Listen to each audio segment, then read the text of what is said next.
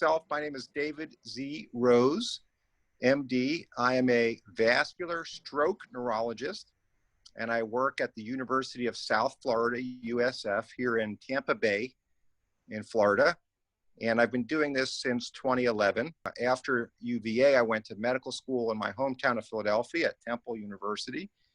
And then after graduation, I did a internal medicine residency at the Cleveland Clinic in Ohio. And then got too tired of the cold, and I said, you know what, I'm going to move down to Florida. I just packed everything into my Buick and drove as far south as I could go. I wound up in Miami, and I did my neurology residency. After I finished internal medicine, my neurology residency at Jackson Memorial Hospital, which is affiliated with the University of Miami.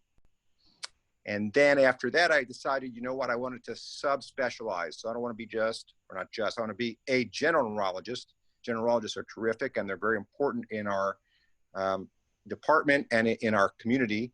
But I wanted to be a hyper specialist, right? So I wanted to specialize in just stroke. And that's what I mean by just stroke only.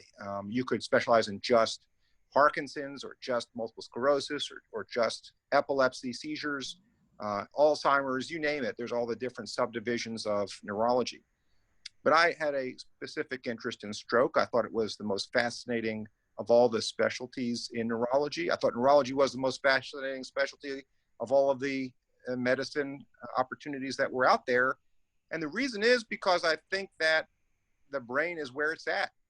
And, you know, I look at my life and my career over the next 30, 40 years, you know, when I was first getting started, thinking, what is going to make the most amount of change? What will the biggest delta be seen in which department? And I figured it would be the brain and the organ and the department that really is the seat of the soul, but also the thing we know the least about. You know, we know a lot about the kidneys, we know a lot about the lungs and the heart, although there's always things to learn, especially at the biochemical level, the cellular DNA level.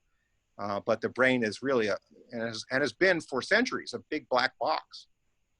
And so I figured, you know what, let me go to this. This sounds awesome, right? I was just addicted to all of the stroke trials that were going out there. I thought stroke was the most rigorous of all of the neurology subdisciplines. It had the most scientific gusto. The trials were exciting. And they partnered with cardiologists a lot. And having been at the Cleveland Clinic, I enjoyed working with my cardiology colleagues. I got to work with some of the best in the world and the brightest there in Cleveland. And so I learned a lot about cardiology, and I figured it'd be a nice merge with my 3 years of internal medicine and 3 years of neurology to do stroke. So I spent an extra year doing stroke at the University of Pennsylvania back in Philadelphia. My parents were happy to see me back home again. But then I said, you know what?